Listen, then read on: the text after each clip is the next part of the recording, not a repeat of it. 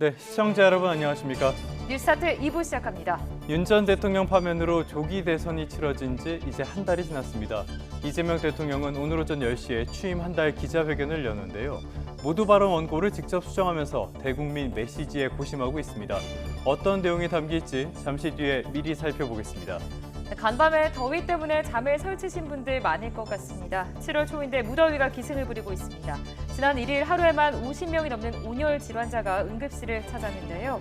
오늘도 전국 대부분 지역에 폭염특보가 내려졌으니까요. 건강관리에 각별히 신경 쓰셔야 하겠습니다. 첫 소식으로는 특검 진행 상황 살펴보겠습니다. 한덕수 전 국무총리가 내란 특검에 소환돼 조사를 받고 13시간 만에 집으로 돌아갔습니다.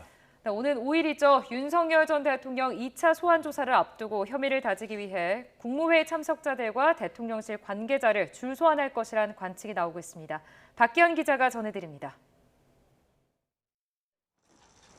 내란 특검에 소환된 한덕수 전 국무총리. 쏟아지는 취재진의 질문에 아무런 말 없이 특검 사무실로 향했습니다.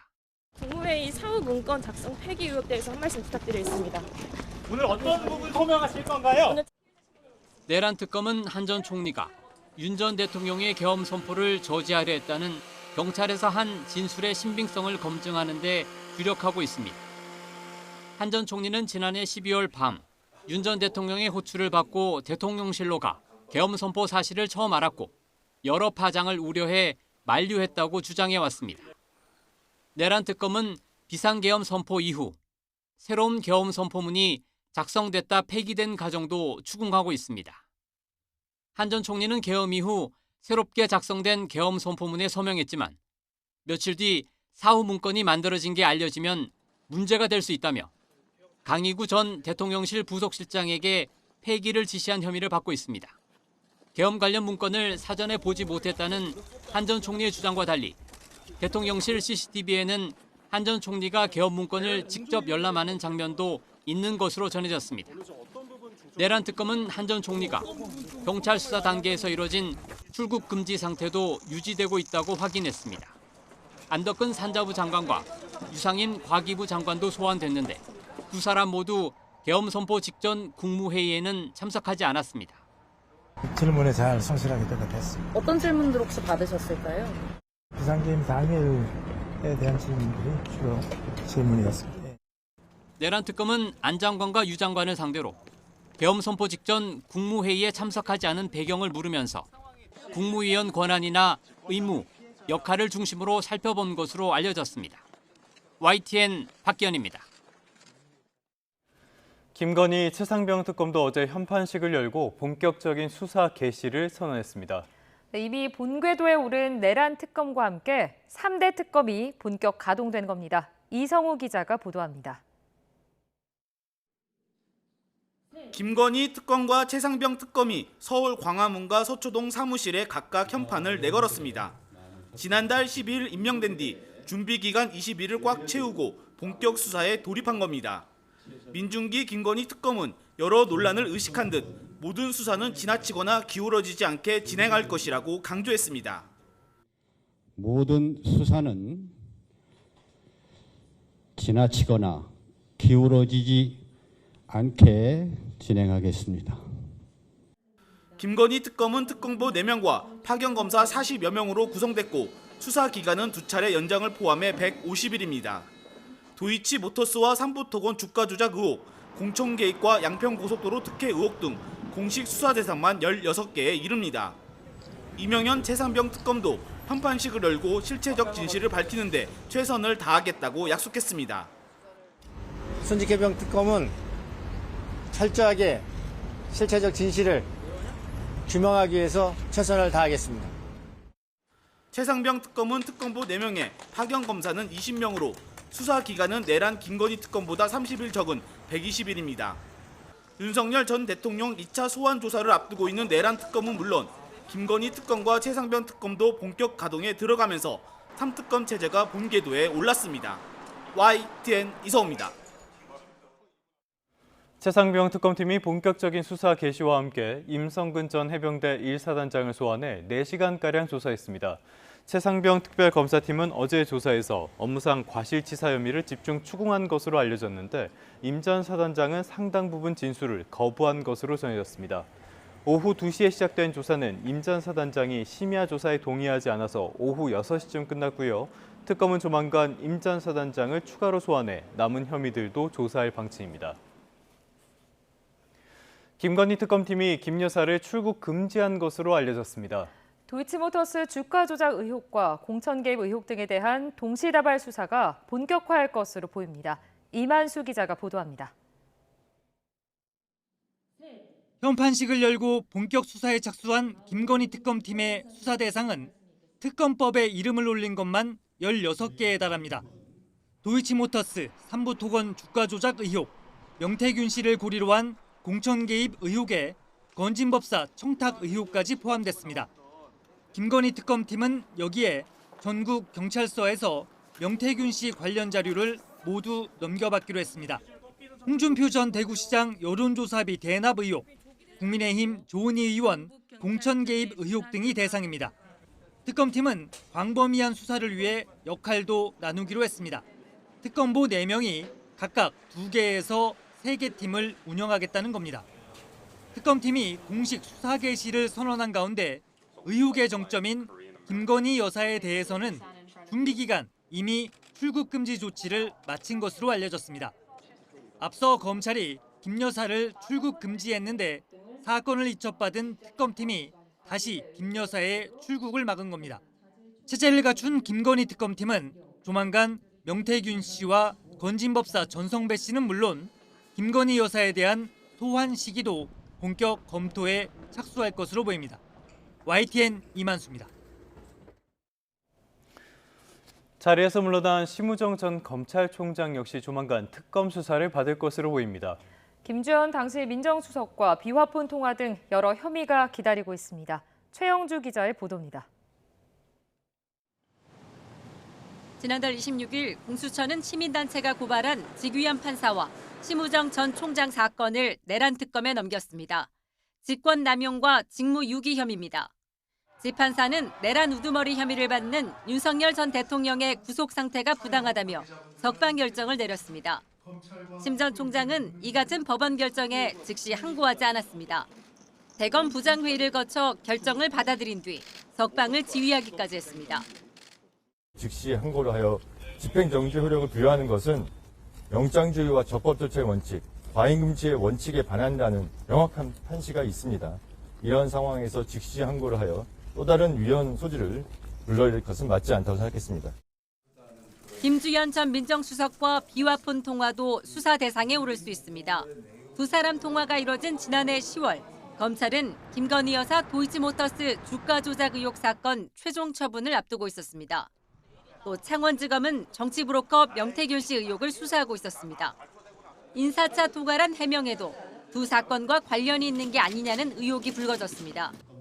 김건희 특검 수사 대상에는 주가 조작과 공천 개입, 수사방해 의혹 등이 포함돼 있습니다.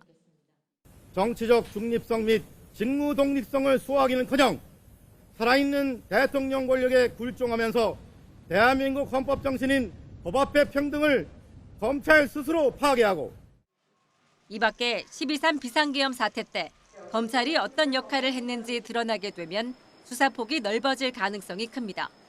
YTN 최영주입니다. 이번엔 국회로 가보겠습니다. 더불어민주당과 국민의힘이 핵심 쟁점이던 이른바 3% 룰을 포함한 상법 개정안에 극적으로 합의했습니다.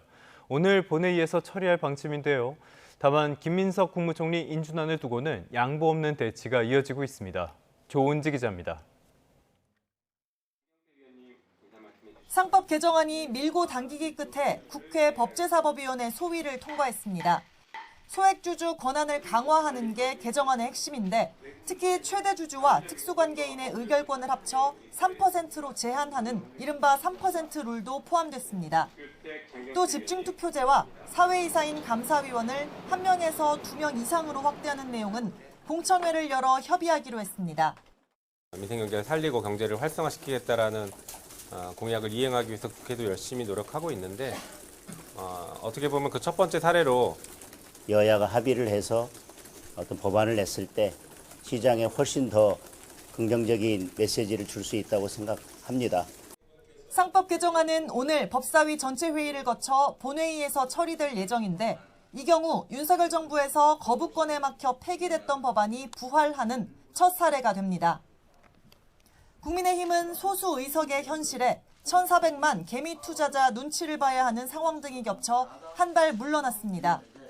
하지만 김민석 국무총리 인준안에는 여전히 타협 불가를 외치고 있습니다. 첫 번째 총리를 낙마시킨 적은 없잖아요, 저희도. 저희가 반대한다고 총리가 낙마될 일은 아니죠. 국민의힘은 지명 철회와 자진 사퇴를, 민주당은 인준 협조를 요청하며 장외 신경전을 이어갔습니다. 마땅히 제기되어야 할 질문조차 가만히 있으라는 식의 입틀막 정치는 민주주의를 파괴하는 위험한 포갑입니다. 내란에 대한 반성 없이 국정 발목 잡기만 일삼는 국힘은 국민의힘이 아니라 국민의 적 아닙니까? 민주당은 쟁점 법안과 총리 인준안을 일괄 처리할 방침인데 여야 합의가 불발되면 단독 처리도 불사하겠다고 밝혀 국회 긴장감은 고조되고 있습니다. YTN 조은지입니다. 이재명 정부가 편성한 30조 5천억 원 규모의 추가 경정 예산안이 국회 상임위원회 예비심사 과정에서 증액됐습니다. 국회 추경안 심사 절차가 진행 중인 상임위 13곳 가운데 교육위원회와 행정안전위원회를 포함한 10개 상임위의 예비심사 결과 정부 원안보다 9조 5천억 원이 순증된 것으로 파악됐습니다. 이 증액분이 모두 반영될 경우에는 추경 규모가 40조 원에 이를 예정인데요. 예결위 심사 과정에서 증액분은 조정 가능성이 있습니다. 경제 소식 조금 더 살펴보겠습니다. 지난 6월 소비자 물가가 다시 2%대로 상승했습니다. 식품 가격이 물가 오름세를 이끌면서 라면과 커피 같은 가공식품이 많이 올랐고요. 수산물 가격 역시 불안한 흐름을 보였습니다. 오인석 기자입니다. 지난 5월 1% 후반으로 둔화했던 소비자 물가가 다시 2%대에 진입했습니다. 지난 1월 2.2% 상승 이후 5개월 만에 가장 큰 폭으로 오른 겁니다. 가공식품과 수산물이 물가 상승을 주도했습니다. 가공식품은 4.6% 올라 19개월 만에 최고치를 기록했습니다. 가공식품 물가가 전체 소비자 물가를 0.39%포인트 끌어올렸는데 가공식품 73개 품목 중 62개 가격이 상승했습니다. 빵이 6.4%, 커피는 12.4% 올랐고 햄과 베이컨은 8.1% 상승했습니다. 라면은 6.9%가 올라 21개월 만에 가장 큰 폭의 상승률을 기록했습니다. 라면 같은 경우에 원재료비 상승 등의 영향으로 인해서 최근 출고가가 인상된 품목들이 순차적으로 반영된 영향을 받는다고 동일하게 좀 저희는 원인을 파악하고 있습니다. 달걀도 6% 올랐는데 3년 5개월 만에 상승폭이 가장 컸습니다. 수산물 가격은 수원 상승 영향으로 7.4% 올랐는데 재작년 3월 이후 가장 큰 폭의 상승률입니다. 고등어가 16% 넘게 상승했고 조기와 오징어도 많이 올랐습니다. 반면 농산물은 1.8% 하락했습니다. 지난해 크게 올랐던 과일 가격은 기저효과로 7.4% 떨어졌지만 채소는 마늘이 24.9%, 호박은 19.9% 올랐습니다. 석유류 물가는 국제 유가 상승 등의 영향으로 0.3% 올랐습니다. 정부는 민생과 밀접한 먹거리 물가 안정을 위해 농축수산물 할인 지원과 주요 식품 원료 할당 관세를 지속하고 주요 품목의 가격 수급 변동 요인에 신속히 대응하겠다고 밝혔습니다. YTN 오인석입니다.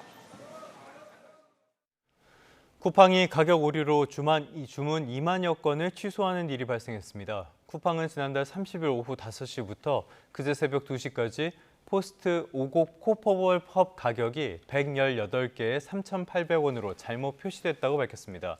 개당 판매 가격이 32원에 불과하다는 사실이 알려지면서 밤새 2만 건이 넘는 주문이 몰렸습니다. 쿠팡은 일시적인 시스템 오류였다면서 직매입 상품이 아니라 판매자가 있는 상품인 관계로 피해를 막기 위해 부득이하게 취소한다고 공지했습니다.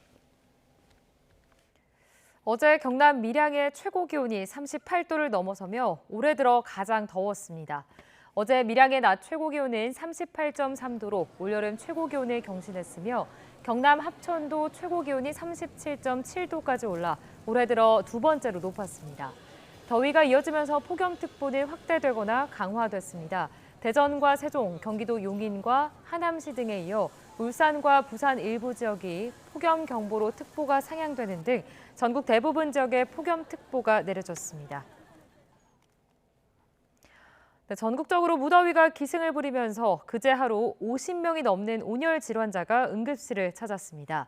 최근 낮에 30도를 웃도는 무더위에 열대야까지 나타나면서 온열 질환자가 늘어나는 것으로 보입니다. 표정우 기자입니다. 최근 급격히 무더워진 날씨에 폭염 피해가 잇따르고 있습니다. 질병관리청이 그제 하루 전국에서 51명이 온열 질환으로 응급실을 찾았다고 밝혔습니다. 질병관리청은 지난 5월 15일부터 전국 500여 개 응급실을 대상으로 온열 질환 감시 체계를 가동했는데 그제까지 누적 온열 질 환자는 모두 524명으로 집계됐습니다. 지난해 감시 시작일인 5월 20일부터 따졌을 땐 508명으로 지난해 같은 기간 390명보다 118명, 30% 늘었습니다. 올해 온열 질환 추정 사망자는 3명으로 지난해 같은 기간보다 1명 더 많습니다. 특히 최근 낮에 30도를 웃도는 무더위가 이어지고 열대야까지 나타나며 나흘 동안 200명 넘는 온열 질환자가 발생했습니다. 전체 환자의 30% 정도는 65세 이상의 고령자였습니다. 질병관리청은 온열 질환을 예방하기 위해 물을 자주 마시고 더운 시간대에 활동을 자제해야 한다고 당부했습니다. YTN 표정우입니다. 수요일 저녁 신도들이 모여있던 교회 지붕에서 불이 나면서 하마터면 큰일이 날 뻔했습니다. 신속한 대피로 다행히 인명피해는 없었습니다. 황보연 기자입니다. 곡선 모양의 돔 한가운데로 연기가 쉴 새 없이 뿜어져 나옵니다. 오른쪽에서 출동한 소방차가 있는 힘껏 사다리를 펼치고 불을 쏴보지만 거리가 멀어 역부족입니다. 위치를 옮겨 새로 진화 태세를 갖추는 동안 돔 지붕은 이내 시뻘건 불꽃으로 변했습니다. 불이 난 곳은 경기도 구리시의 한 교회. 지붕에서 시작된 불은 아래쪽 예배당으로 삽시간에 번졌습니다. 소방차들이 한 서너 대 와 있는 상태고 한풍구 쪽으로다가 연기만 나오고 있는 그런 상태였었는데 이제 초기에 못 잡은 게 이제 결국은 매캐한 연기 속에 소방대원들이 목조 의자 등에 옮겨 붙은 불을 끄느라 여념이 없습니다. 화재 당시 수요 예배를 위해 100여 명이 모여 있었습니다. 큰 인명피해가 날 수도 있었던 아찔한 상황이었지만 신속한 대피로 화를 면했습니다. 바람이 거의 불지 않았기 망정이지 그렇지 않았다면 뒷산이나 인근 주택가로 옮겨 붙을 수도 있는 위험한 상황이었다고 목격자는 전했습니다. 바로 뒷부분이 산이에요. 만약에 바람이 옆으로 불었으면 되게 위험할 수 있고 옆에 또 앞쪽에도 빌라가 있어가지고 위치적으로는 바람이 많이 심했으면 좀 위험할 수도 있는 곳이긴 한 것 같아요. 불은 저녁 6시쯤 시작됐는데 출동한 소방당국이 대응 1단계를 발령하고 장비 28대와 인원 70여 명을 동원해 3시간 만에 불길을 잡았습니다. 돔 구조 안에 그 누전인지 모르겠지만 어쨌든 전기 화재인 것 같습니다. 불이 나자 구리시청은 주민들의 현장 접근을 금지하고 통행 차량은 우회하기를 바란다는 내용의 안전 문자를 전송했습니다. 소방당국은 화재 조사반을 현장에 보내 정확한 원인과 피해 규모를 파악할 예정입니다. YTN 황보연입니다. 시청역 역주행 사고 일주기였던 그제 오후 서울 상암동에서 차량이 인도로 돌진해 벤치에 앉아있던 남성이 치여 숨졌습니다. 철제 울타리가 있었지만 차량을 막지는 못했는데요. 시설물 강화는 물론 사고 예방을 위한 추가 대책이 필요하다는 지적이 나옵니다. 배민혁 기자가 취재했습니다. 흰색 SUV 차량 한 대가 인도 위에 올라서 있고 주위에 구급대원들이 보입니다. 50대 여성 A씨가 몰던 SUV가 주차장에서 나오다 인도로 돌진한 겁니다.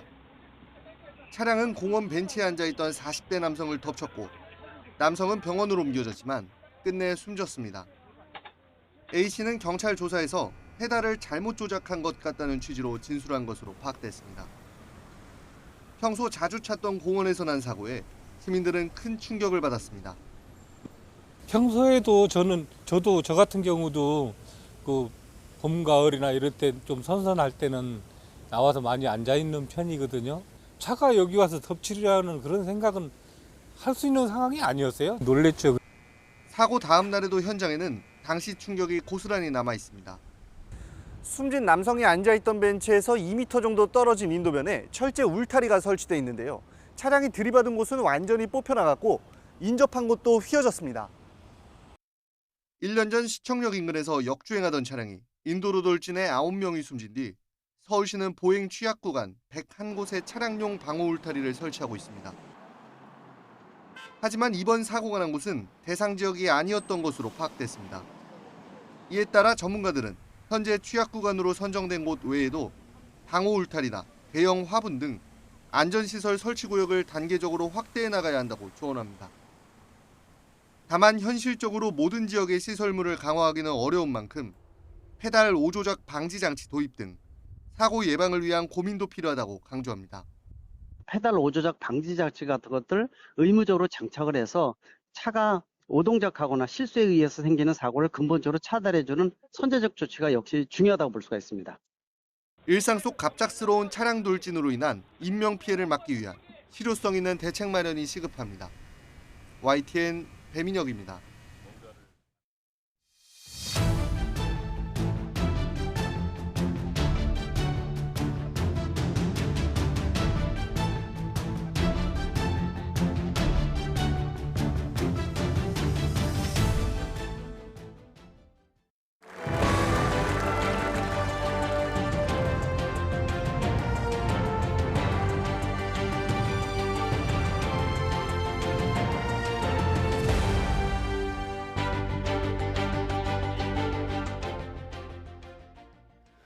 이번엔 대통령실로 가보겠습니다. 이재명 대통령이 오늘 오전 10시에 취임 한 달 만에 기자회견을 열어서 민생과 경제, 정치, 사회 같은 각종 현안에 대한 입장을 밝힐 예정입니다. 네, 인수위 없이 출발해 한 달 만에 국정 운영의 청사진을 보여줘야 하는 만큼 이 대통령은 대국민 메시지에 고심하고 있는 것으로 전해졌습니다. 보도에 박홍구 기자입니다. 이재명 대통령은 회견을 하러 앞두고 공식 일정을 잡지 않았습니다. 참모들도 대언론 접촉에 신중을 기하며 회견 준비에 매진하는 모습이었습니다.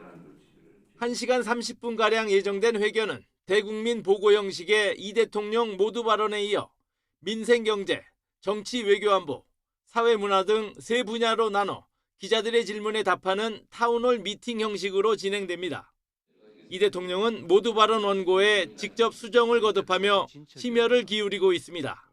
모두 발언에는 추가 경정 예산안 편성을 비롯한 민생경제 정책 행보와 주요 7개국 G7 정상외교의 성과, 미국과의 통상협상 상황과 내각 구성 결과 등이 포함될 것으로 보입니다. 이후 민생경제 분야 질의응답에서는 수도권 부동산 급등과 대출 규제 문제, 자본시장 활성화 방안 등의 질의가 집중될 것으로 예상됩니다. 정치 외교 분야에선 한미 정상회담 계획과 한반도 주변 4강 외교에 대한 입장, 대북 관계 등이 화제에 오를 수 있습니다. 야당과의 협치 의지도 김민석 총리 후보자 인준 표결과 맞물려 쟁점이 되고 바람직한 당정 관계에 대한 입장도 관심입니다. 사회 분야에선 검찰 개혁 등 개혁 과제와 관련해 언급이 있을 것으로 보입니다. 지난 한 달간 행보를 볼 때 기자회견에서도 이 대통령은 국정 현안에 대해 특유의 솔직하고 친근한 표현으로 입장을 설명할 가능성이 커 보입니다. 이 대통령은 회견을 마치면 곧바로 비교섭단체 5당 대표 등 지도부와 오찬을 함께하며 국정 운영에 대한 협조를 당부할 예정입니다. YTN 박홍구입니다. 여당을 중심으로 강력한 검찰 개혁도 예고돼 있죠. 사의를 표명한 심우정 검찰총장이 어제 자리에서 물러났습니다. 심 총장은 퇴임사에서도 검찰 본연의 역할까지 폐지하는 것은 옳지 않다며 검찰 개혁에 대해 거듭 우려를 표했습니다. 류재복 기자의 보도입니다. 임기를 반도 채우지 못하고 9달 만에 물러난 심우정 검찰총장. 퇴임식에서 작심 발언을 쏟아냈습니다. 수사와 기소 분리를 뼈대로 하는 새 정부 검찰 개혁 추진 방향을 겨냥했습니다. 형사 사법 시스템은 국가 100년 대계로 신중하게 설계해야 한다고 주장했습니다. 잘못된 부분을 고치는 것을 넘어서 국민의 기본권 보호를 위한 필수적이고 정상적인 역할까지 폐지하는 것은 국민과 국가를 위해서 옳은 길이 아닙니다. 온건하고 신중한 스타일로 평소 현안에 직접 입장을 밝히는 것을 자제해왔던 심 총장이 전날 입장문에 이어 거듭 비슷한 메시지를 낸 것은 검찰 개혁에 대해 상당히 강한 우려를 표한 것이란 해석도 나오지만 검찰 내부에서는 더 선명한 비판 메시지가 없이 조용한 사직을 했다는 성토 분위기도 감지됩니다. 새 총장은 후보 추천위원회, 인사청문회 등 여러 절차를 거쳐야 한다는 점에서 단기간에 인선이 이루어지기는 쉽지 않다는 전망이 나옵니다. 다만 하루 전 고위직 검사들을 물갈이하며 대대적인 검찰 인사에 신호탄을 쏘아올린 만큼 후속 검찰 인사는 정성호 법무부 장관 후보자 취임 직후 단행될 것으로 보입니다. YTN 유재복입니다. 새 정부의 검찰개혁 첫걸음은 전격적인 검찰 고위직 인사로 시작됐습니다. 문재인 정부에서 이른바 검수완박에 나섰을 당시 중책을 맡았던 이들을 다시 중용함으로써 검찰개혁 동력을 확보하기 위한 포석이라는 평가가 나옵니다. 최재민 기자입니다. 정부의 검찰에 대한 고강도 개혁은 법무부 장관 후보자의 첫 일성에서도 확인됐습니다. 수사와 기소의 분리, 또 검찰에 집중된 권한의 재배분, 또 이런 문제에 관련해서는 어느 정도 국민적 공감대가 있다고 생각하고 있습니다. 후속 검찰 고위 인사는 장관 취임 뒤가 될 것이라는 전망이 많았습니다. 여기에 심우정 검찰총장이 취임 9개월여 만에 전격 사의를 표명함으로써 인사가 더욱 늦춰지는 게 아니라는 관측이 나왔습니다. 하지만 일반적인 예상을 깨고 주요 간부들에 대한 인사가 전격적으로 이뤄졌습니다. 이진수 신임 법무부 차관이 지난달 30일 오전 취임 직후 불과 몇 시간이 지나지 않아 이른바 친윤 검사장급 이상 검찰 간부들에게 사실상 사표를 받은 겁니다. 검찰 수뇌부 조기 교체를 통해 검찰개혁의 고삐를 바짝 쥐겠다는 의지가 담겼다는 게 법조계 안팎의 시각입니다. 윤석열 정부에서 이른바 친문 검사로 찍혀 한직으로 물러났던 이들이 주요 보직을 꿰찬 것도 주목할 대목입니다. 개혁 동력 확보를 위해 사실상 이재명 대통령 친정 체제를 구축했다는 평가입니다. 민주당은 검찰청을 폐지하고 수사 기능은 중대범죄수사청에, 기소 기능은 공소청에 맡기는 이른바 검찰개혁 4법을 발의한 상태인데 늦어도 9월까지 입법을 완료한다는 방침입니다. 이 대통령도 대선 당시 수사와 기소 분리를 내세웠던 만큼 법무부 장관이 취임하면 신속하게 강도 높은 개혁이 이루어질 것으로 보여 검찰청이라는 명칭은 역사 속으로 사라질 것으로 보입니다. YTN 최재민입니다.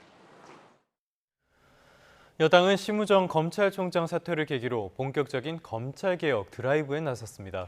검찰의 기소권과 수사권을 분리하는 것을 핵심으로 한 검찰개혁을 속전속결 처리하자는 데 한 목소리를 냈습니다. 보도에 이종수 기자입니다. 심우정 검찰총장이 사퇴했습니다. 이제부터 본격적인 검찰개혁의 시간입니다. 더불어민주당 김병기 대표 직무대행 겸 원내대표는 오전에 열린 최고위원회에서 이처럼 말하며 국민의 명령인 검찰개혁을 반드시 완수하겠다고 강조했습니다. 김병기 대표 직무대행은 특히 시한과 결론을 정해놓고 추진하면 부작용이 있을 수 있다며 검찰개혁을 우려한 심우정 총장을 강도 높게 비판했습니다. 아이러니컬하게도 개혁의 대상이 개혁을 걱정하고 있습니다. 유체 이탈식 주장을 그만하고 공수처와 내란 특검의 수사에 성실하게 협조하시기 바랍니다. 민주당은 오후에는 법사위 소속 김용민, 민영배, 장경태 의원 주도로 전문가들과 검찰개혁 토론회도 열었습니다. 당대표에 출마한 정청래, 박찬대 의원은 토론회에 참석해 신속한 검찰개혁 완수에 한 목소리를 냈습니다. 검찰개혁은 폭풍처럼 몰아쳐서 전광석화처럼 해치워야 합니다. 검찰개혁, 이번엔 끝을 봐야 합니다. 9월까지 검찰청을 해체하겠습니다. 민주당이 발의한 검찰개혁 4개 법안에 따른 검찰개혁 조직 개편안은 검찰 수사권과 기소권을 분리하기 위해 검찰청을 폐지하고 공소를 유지하는 공소청과 수사를 담당하는 중대범죄수사청을 설립하도록 했습니다. 여기에 경찰, 공수처, 중대범죄수사청 등 주요 수사기관에 대한 감찰과 조정 등을 맡는 국가수사위원회를 국무총리 직속으로 신설하도록 했습니다. 속도전을 내세우는 여당과 달리 정성호 법무장관 후보자는 앞서 검찰개혁이 국민에게 피해를 주지 않아야 하고 이를 위해 야당과 잘 협의해야 한다는 입장을 보여 향후 여론에 따라 속도 조절이 가능하다는 여지를 남겼습니다. YTN 이종수입니다. 야당 상황도 살펴보겠습니다. 국민의힘의 쇄신 작업을 진두지휘할 당 혁신위원장에 안철수 의원이 내정됐습니다. 안 의원은 국민의힘이 지금 사망 선고 직전에 코마 상태에 놓여 있다면서 국민의힘을 반드시 살려내겠다고 강조했습니다. 이동우 기자입니다. 국민의힘 송원석 비대위원장 겸 원내대표의 취임 기자회견. 먼저 12.3 비상계엄과 이로 인한 대통령 탄핵, 대선 패배에 이르기까지 국민에게 많은 실망을 끼쳐드렸다고 사과했습니다. 국민의 뜻을 온전히 받들지 못한 책임을 통감하면서 다시 한번 진심으로 사과드립니다.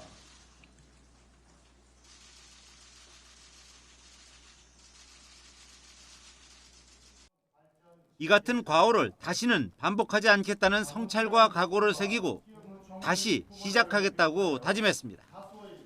이어 국민의힘의 쇄신 작업을 진두지휘할 당 혁신위원장에 4선 안철수 의원을 내정했습니다. 과감한 당 개혁의 최적임자라고 생각합니다. 앞으로 당 내외 다양한 인사들을 혁신위원으로 모시고 혁신 논의를 집중적으로 속도감 있게 진행하겠습니다. 당의 변화와 혁신은 존립을 위한 절박하고 유일한 길이라며 당의 낡은 의식과 관행, 제도와 문화를 모두 벗어던지겠다고 강조했습니다. 안 의원을 혁신위원장으로 기용한 것은 수도권과 중도층 민심 회복을 고려한 조치로 풀이됩니다. 안철수 의원은 혁신위원장 인선 발표 직후 페이스북에 올린 글에서 국민의힘은 지금 사망 선고 직전에 코마 상태에 놓여 있다면서 국민의힘을 반드시 살려내겠다고 말했습니다. 하지만 비대위 자체가 다음 달 중순쯤으로 예정된 전당대회 때까지 한시적으로 운영될 가능성이 커 혁신위 역시 한계가 뚜렷할 것으로 보입니다. 결국 이번 전당대회에서 누가 당 대표가 되느냐에 따라 당의 존립과 향방은 물론 혁신위의 역할도 결정될 것으로 예상됩니다. YTN 이동호입니다.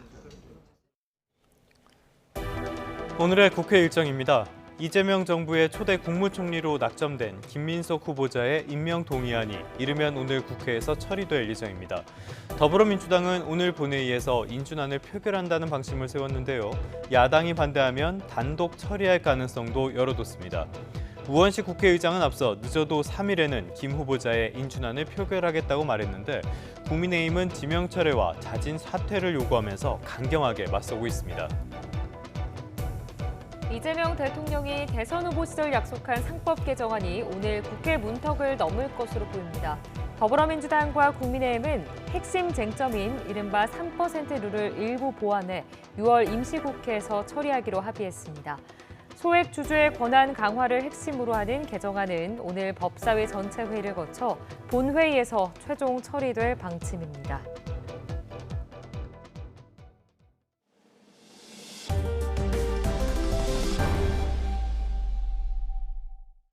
네, 이번엔 미국으로 가보겠습니다. 트럼프의 관세 정책 불확실성이 계속되고 있죠. 미국의 민간 고용이 타격을 받았다는 소식이 전해졌습니다. 네, 하지만 미국과 베트남이 무역 합의에 도달하면서 뉴욕 증시의 S&P 500 지수는 사상 최고치를 또 경신했습니다. 뉴욕 연결해서 자세한 소식 알아보겠습니다. 이승윤 특파원, 먼저 미국의 민간 고용이 감소한 게 2년 만에 처음이죠. 네, 그렇습니다. 오토매틱 데이터 프로세싱 ADP의 전미 고용 보고서에서 6월 민간 고용은 전달보다 3만 3천 명 감소했습니다. 시장 전망치는 9만 5천 명 증가할 것으로 봤지만 정반대의 수치가 나온 건데 지난 2023년 3월 이후 첫 감소를 기록했습니다. ADP는 정리해고가 여전히 드물지만 지난달엔 고용에 대한 망설임과 퇴사하는 직원을 대체하려는 기업들의 소극적인 태도가 일자리 손실로 이어졌다고 설명했습니다. 미국 기업들은 오락가락하는 트럼프 미국 대통령의 관세 정책 때문에 고용과 투자에 여러 가지 계획 수립에 어려움을 겪고 있습니다. 실제로 백악관과 미국 재무부는 오는 8일이 기한인 상호관세 유예 연장에 대해 긍정적인 입장을 보였는데 전날 트럼프는 갑자기 부정적인 기류로 선회했습니다. 트럼프는 24%의 상호관세율을 책정했던 일본에 대해서 갑자기 30% 또는 35%로 관세율을 높일 수 있다고 위협하는 등 특유의 예측 불가능한 언행을 이어갔습니다. 이는 월가에서 탔고 트럼프는 언제나 발을 뺀다는 비아냥을 의식한 행보로도 풀이됩니다. 전문가의 분석을 들어보시죠. 향후 고용시장의 노동 공급을 축소시키고 임금 상승을 압력을 가중시키는 요인으로 작용할 것으로 보입니다. 노동 공급 축소의 효과로 일부 산업에서 구인난과 임금 상승 압력이 가중될 가능성이 있고요. 여기까지 오면은 증시에 별로 좋은 소식은 아닌데 그래도 뉴욕 증시 분위기는 나쁘지 않았던 것 같습니다. 어떤 일이 있었습니까? 네, 뉴욕 증시에서 대형주 중심의 스탠다드 앤 푸어스 500 지수가 트럼프 대통령의 미국 베트남 무역 합의 발표에 힘입어 또다시 사상 최고치를 경신하면서 마감했습니다. S&P 500 지수는 전 거래일보다 0.47% 오른 6,227.42에 기술주 중심의 나스닥 종합 지수는 0.94% 상승한 2393.13에 각각 마감했습니다. 우량주 중심의 다우존스 30 산업평균 지수는 전 거래일보다 0.02% 내린 44,484.42에 거래를 마감했습니다.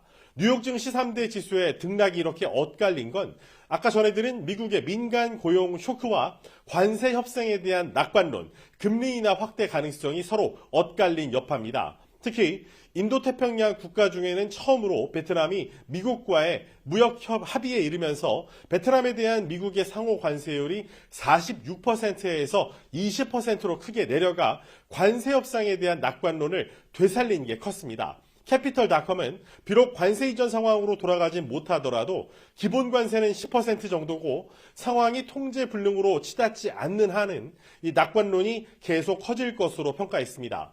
투자자들은 오는 3일 발표되는 미국의 6월 고용 보고서에도 촉각을 곤두세우고 있습니다. 이는 연준의 금리 인하에 대한 방향성을 일부 제시할 수 있기 때문입니다. LPL 리서치는 ADP 보고서는 목요일에 발표할 이 고용 보고서가 예상보다 부진할 가능성을 키웠다면서 연준이 올해 3차례 금리를 인하할 가능성을 높일 것이라고 분석했습니다. 이런 가운데 마이크로소프트가 인공지능 개발 투자를 늘리기 위해서 9,000명 감원에 나서는 등 관세와 함께 AI가 그동안 탄탄했던 미국의 고용시장에 중대한 변수로 작용하고 있습니다. 뉴욕에서 YTN 이승윤입니다. 도널드 트럼프 미 대통령이 베트남과 무역 합의가 타결됐다고 밝혔습니다. 트럼프 대통령은 현지 시각 2일 SNS 트루스 소셜에 올린 글에서 또런 베트남 공산당 서기장과 대화 후 베트남과 무역 합의를 발표하게 되어 영광이라고 밝혔습니다. 합의 내용과 관련해 트럼프 대통령은 미국 영토로 들어오는 모든 베트남산 상품에 대해 20%의 관세를 부과하고 제3국이 베트남을 경유해 미국으로 수출하는 상품에 대해서는 40%의 관세를 부과할 것이라고 밝혔습니다.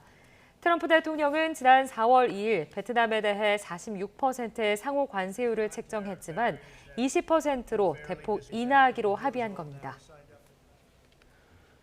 미국 연방 하원 의원 43명이 트럼프 행정부에 한국 정부가 추진하는 온라인 플랫폼법 문제를 해결하라고 촉구했습니다. 의원들은 서한에서 한국공정거래위원회가 제안하고 이재명 정부가 받아들인 법안이 강화된 규제로 미국의 디지털 기업들을 과도하게 겨냥하고 있다고 주장했습니다. 이어서 한국의 플랫폼 법안이 유럽연합의 노골적으로 차별적인 디지털 시장법과 유사하다면서 혁신적인 사업 모델을 약화하고 미국 기업들을 불리하게 만들기 위해 고안된 이질적인 법적 기준과 집행 기준을 부과할 것이라고 밝혔습니다. 경제 한 줄 뉴스입니다. 정부가 지난 2023년 넥슨 창업자인 고 김정주 회장 유족이 상속세로 현금 대신에 물납한 4조 7천억 원 규모의 NXC 지분 매각을 추진합니다. 관세 충격에도 불구하고 현대차, 기아가 미국에서 상반기 기준 1년 전보다 9% 넘게 팔며 역대 최대 판매 기록을 썼습니다. 효성과 LX 일렉트릭이 대구 염색산업단지 관리공단이 발주한 대전반 공사 입찰에서 담합했다가 공정거래위원회로부터 제재를 받게 됐습니다. 정부가 최근 소 럼피스킨이 발생한 프랑스로부터 쇠고기 수입을 금지했습니다. 제이미 맘 같은 다양한 캐릭터를 재치 있게 묘사하면서 인간 복사기로 인기를 얻고 있는 개그우먼 이수지 씨가 에너지 절약 캠페인 모델로 변신했습니다. 지금까지 경제 한 줄 뉴스였습니다. 밤낮 없는 무더위에 지치기 쉬운 요즘입니다. 어제 첫 초열대야를 기록한 강릉은 오늘 아침도 30도를 웃돌고 있고요. 서울도 나흘째 열대야가 이어지고 있습니다. 한낮에도 서울이 32도, 강릉은 무려 37도까지 치솟으며 찜통더위가 기승을 부리겠습니다. 온열 질환에 유의하시기 바랍니다. 오늘 서울 등 중북부 지방은 구름 많은 가운데 낮까지 산발적인 빗방울이 떨어질 수 있겠고요. 낮 동안에는 전국적으로 자외선이 강하겠습니다. 현재 기온 살펴보면 곳곳에서 25도를 웃돌고 있습니다. 현재 서울 기온 26.8도, 청주 26.1도, 포항은 28.2도를 나타내고 있습니다. 낮 기온은 어제와 비슷하거나 조금 더 높아 덥겠습니다. 서울 한낮 기온 32도, 전주 35도, 대구는 36도까지 오르겠습니다. 당분간 푹푹 찌는 더위는 계속되겠고요. 다음 주 초까지 경기 북부와 영서를 중심으로 비 소식이 잦을 전망입니다. 날씨였습니다.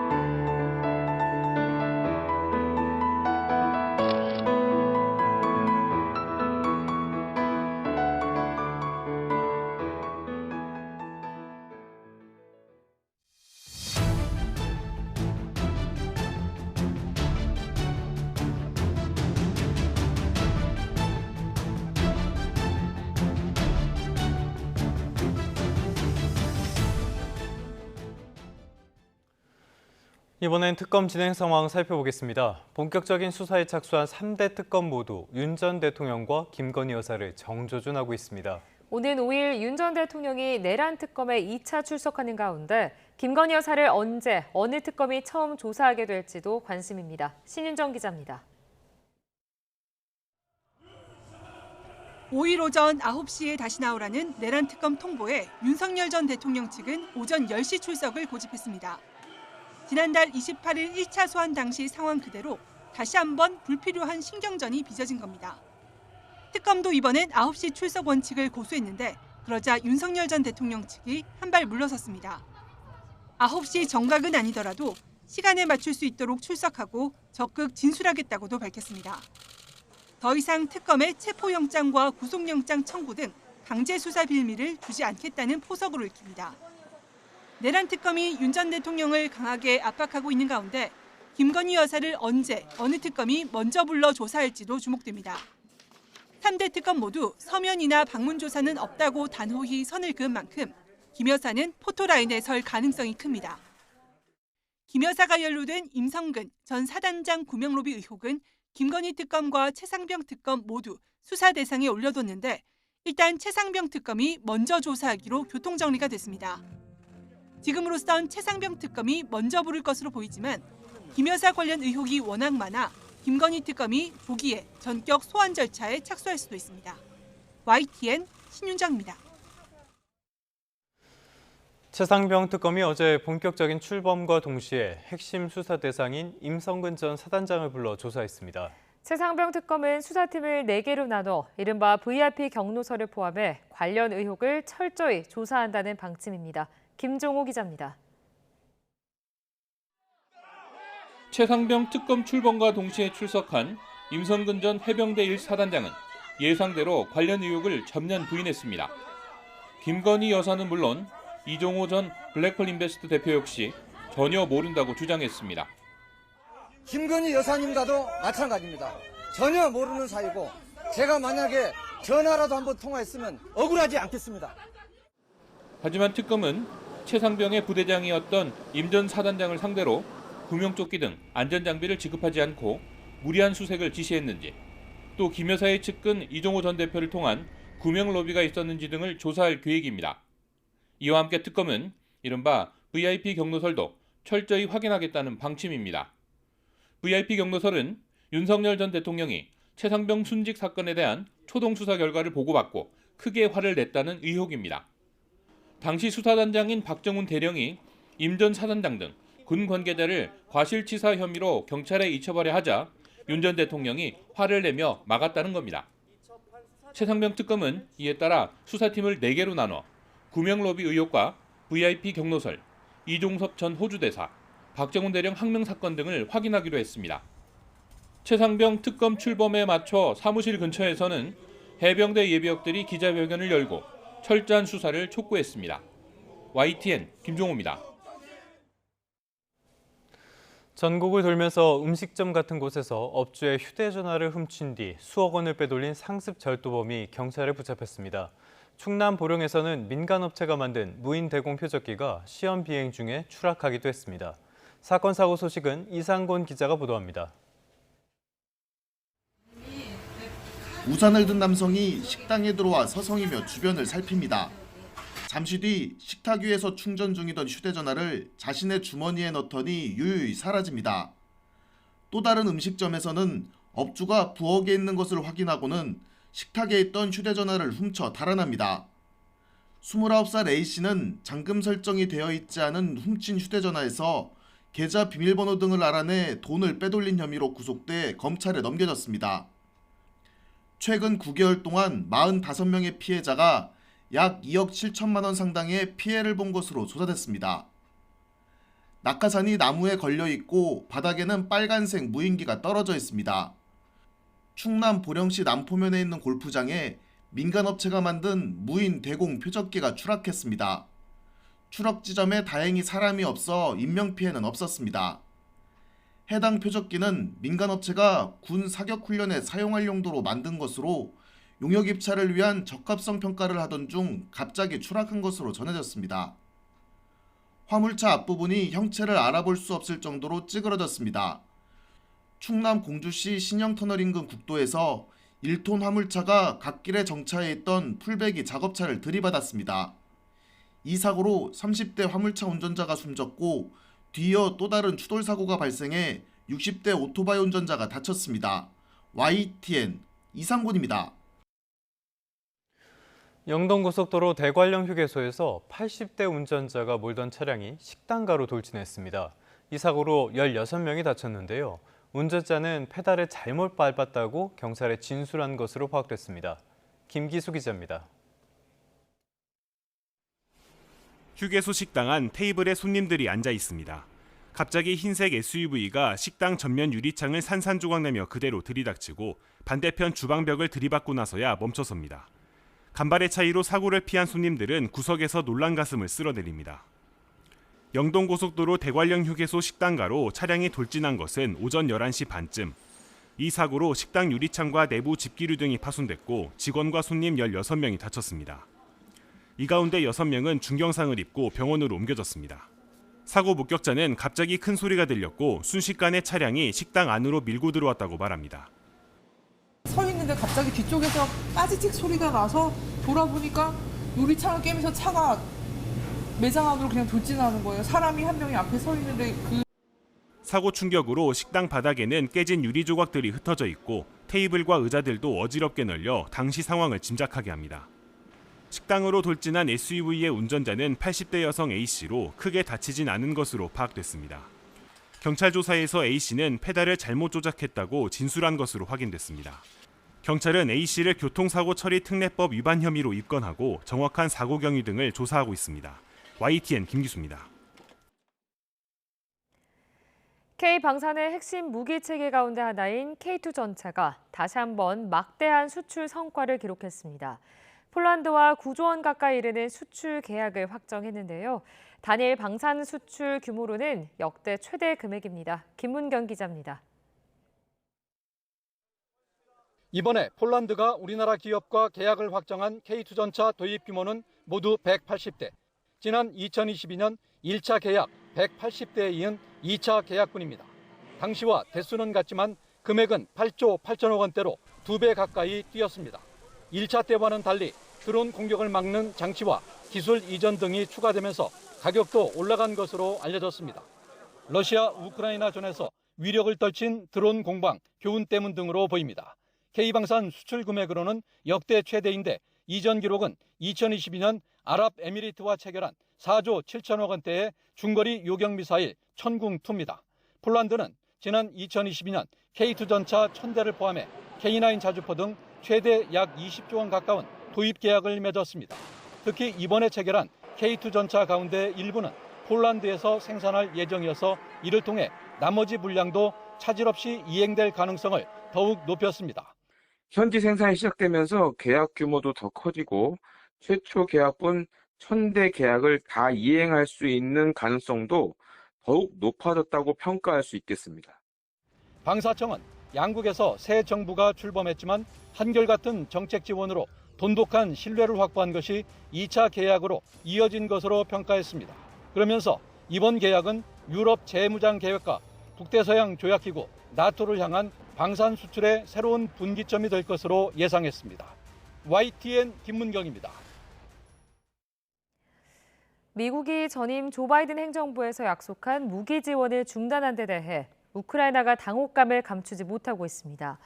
우크라이나 외무부는 어제 존 긴컬 주 우크라이나 미국 대사관 공관 차석을 초치하고 우크라이나 방위 능력 지원을 지원하는 것은 침략자가 전쟁을 계속하도록 권장하는 꼴임을 강조했다고 밝혔습니다. 우크라이나 국방부도 성명을 내고 승인된 방위 지원 선적 일정의 중단이나 변경에 대한 어떤 공식 통지도 받지 못했다며 상세한 내용을 확인하기 위해 미국 측과 전화 통화를 요청했다고 밝혔습니다. 러시아는 블라디미르 푸틴 러시아 대통령과 에마뉘엘 마크롱 프랑스 대통령의 전화 통화가 서로 입장을 전달하는 좋은 기회가 됐다고 평가했습니다. 드미트리 페스코프 크렘린궁 대변인은 어제 브리핑에서 두 정상이 전날 프랑스 측의 주도로 2시간 이상 통화하면서 충분하고 상세하게 의견을 나눴다며 이같이 밝혔습니다. 두 정상이 통화한 건 2022년 9월 이후 약 3년 만으로 양측은 우크라이나 문제와 함께 이란, 이스라엘 갈등, 미국, 이란 핵시설 공격 등 중동 정세를 논의했습니다. 이란이 국제원자력기구 IAEA와의 협력 중단을 공식화하면서 미국의 압박에 순순히 응하지 않겠다는 의지를 내비쳤습니다. 트럼프 미국 대통령은 이란 핵시설 공습이 성공적이었다고 자평하며 가자지구로 눈을 돌리는 모습인데 핵 협상 재개의 동력을 마련하는 게 쉽지 않아 보입니다. 런던 조수연 특파원입니다. 마수드 페제시키안 이란 대통령이 국제원자력기구 IAEA에 대한 협력을 잠정 중단하는 법률을 공포했습니다. 이란의 핵시설과 평화적 핵활동에 대한 안전이 보장될 때까지 IAEA 사찰관의 입국을 허용하지 않는다는 내용입니다. 지난달 25일 미국이 포르도, 나탄즈, 이스파한 핵시설을 폭격한 데에 대한 대응 차원입니다. برای اجرا به دستگاه‌ها و سازمان‌ها ابلاغ کرد. طرح تعلیق همکاری با آژانس هفته گذشته در مجلس شورای اسلامی تصویب و در شورای نگهبان 이란 정부는 외교의 문을 닫지 않았다면서도 시간이 더 필요하다는 입장입니다. 특히 미국이 협상 기간 이란을 군사 공격의 표적으로 삼지 않아야 한다고 강조했습니다. 이란의 우라늄 농축 포기와 핵협상 복귀를 압박해온 트럼프 대통령은 가자지구로 눈을 돌린 모양새입니다. 가자지구 휴전 중재에 다시 적극 나섰고 오는 7일에는 백악관에서 네타냐후 이스라엘 총리와 회담하기로 했습니다. 이란에 대해선 핵시설 공습 성과를 거듭 부각하면서 여유 있는 모습을 보였습니다.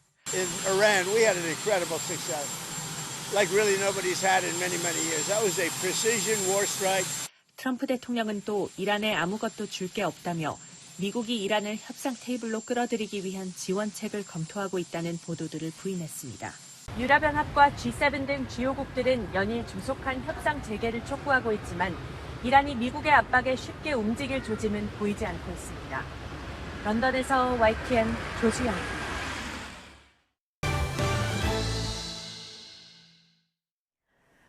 민선 8기 4년차를 맞은 충청북도가 61조 원 투자 유치 등 핵심 성과를 발표하고 미래 비전을 제시했습니다. 김영환 충북도지사는 청주에 돔구장을 짓겠다는 의지를 밝히며 남은 임기 동안의 10대 중점 과제를 공개했습니다. 이성우 기자입니다. 민선 8기 3주년을 맞은 김영환 충북도지사가 가장 먼저 꼽은 성과는 투자 유치 실적입니다. 농업진흥지역 해제를 통해 K-바이오스퀘어 기반을 확보하고 61조 원 규모의 투자 유치를 조기 달성했다는 겁니다. 또 전국 상위권에 오른 출산율과 고용률, 그리고 의료비 후불제 같은 혁신 정책의 안착도 주요 성과로 내세웠습니다.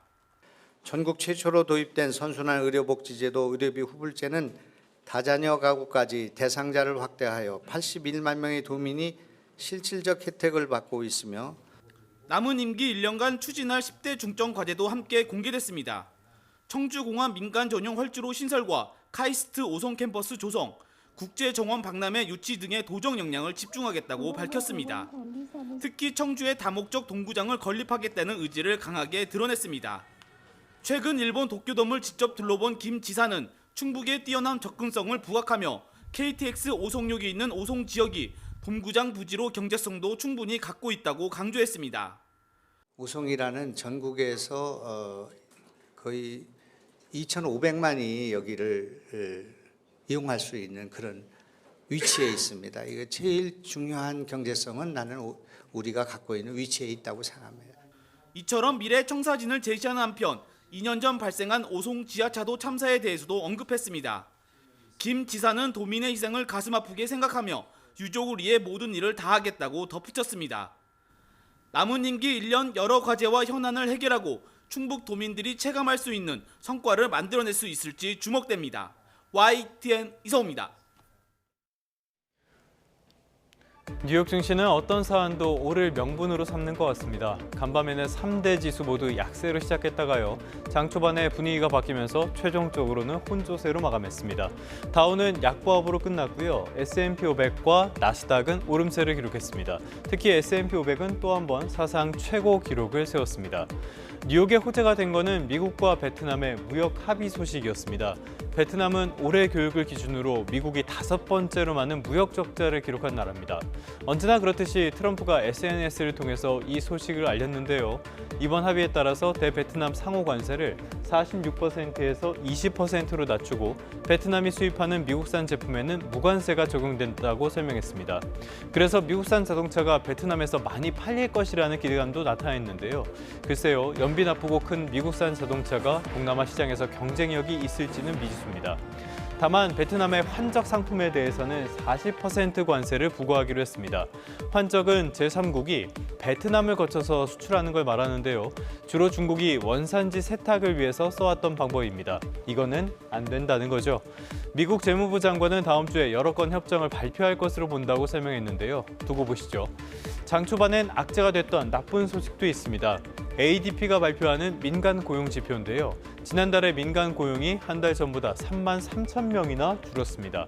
민간 고용이 줄어든 건 지난 2023년 3월 이후에 처음이고요. 시장 예상치였던 10만 명 증가를 대폭 믿던 쇼크였습니다. 특히 금융을 포함한 서비스 부문의 고용 감소가 눈에 띄었는데요. 역시 트럼프의 관세 정책이 큰 영향을 미친 것으로 풀이됩니다. 그러니까 경제적인 불확실성은 여전히 나아진 게 없는 셈입니다. 간밤의 특징주로는 마이크로소프트, MS를 꼽아봤습니다. 전통의 강자죠. 치고 올라선 엔비디아에는 밀리지만 애플은 넘어서면서 뉴욕 시가총액 2위 자리를 지키고 있습니다. 간밤엔 소폭이지만 약간 조정을 받았는데요. 인력 구조 조정 소식이 일부 영향을 미친 것으로 보입니다. 9천 명을 해고하겠다는 건데요. MS는 지난 5월에도 6천 명을 해고한 적이 있습니다. 왜일까요? 최근 들어서 이른바 빅테크들이 인공지능 개발에 막대한 돈을 쏟아붓고 있죠. 이 과정에서 다른 비용을 절감하기 위한 인적인 구조 조정도 이어지는 추세입니다. 우리에게는 어색하지만은 미국에선 여기까지는 자연스러운 흐름인데요. 문제는 막대한 투자로 개발한 인공지능을 어떤 수익 모델로 연결할 수 있느냐입니다. 인공지능을 개발했는데 이걸로 돈을 벌지 못한다면 주객전도도 이런 주객전도가 없으니까요. 인공지능의 산업 흐름도 잘 지켜보셔야겠습니다. 지금까지 3분 뉴욕 증시였습니다. 전국에 폭염특보가 내려진 가운데 연일 밤낮 없는 무더위가 이어지고 있습니다. 오늘도 푹푹 찌는 날씨가 예상돼 온열 질환에 주의가 필요한데요. 우선 밤사이에도 열기가 식지 못한 곳이 많습니다. 특히 강릉은 첫 초열대야를 기록한 어제에 이어 오늘도 30도를 웃돌고 있고요. 그 밖의 지역도 서울이 26.8도, 청주 26.1도, 포항은 28.2도를 나타내고 있습니다. 낮 동안에도 33도에서 35도 안팎의 찜통 더위는 계속됩니다. 서울 한낮 기온 32도, 대구 36도, 강릉은 무려 37도까지 치솟겠습니다. 오늘 낮까지 서울 등 중북부 지방에는 산발적인 빗방울이 떨어질 수 있겠고요. 낮 동안 전국 대부분 지역에서 자외선이 강하겠습니다. 이후에도 당분간 습도 높은 찜통 더위는 계속되겠고 다음 주 초까지 경기 북부와 영서를 중심으로 비 소식이 잦을 전망입니다. 날씨였습니다. 뉴스타트 3부 잠시 뒤에 이어집니다.